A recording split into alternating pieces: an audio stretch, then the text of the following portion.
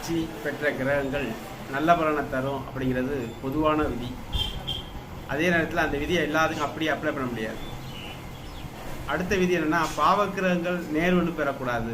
உச்சம் ஆட்சி போன்ற நிலைகளில் நேர்வலு பெற்றால் நிச்சயமாக அந்த திசை நல்லதாக இருக்காது அப்படிங்கிற அடுத்த விதியை நீங்கள் தெரிஞ்சுக்கணும். ஃபார் எக்ஸாம்பிளாக துலா லக்கணம் அப்படிங்கிறப்ப 2 கூடையவராகவும் 7 கூடையவராகவும் செவ்வாய் வழங்குவார். அதுக்கு அடுத்தபடியாக 4, 5 கூடையவராக சனி பகவான் வழங்குவார்.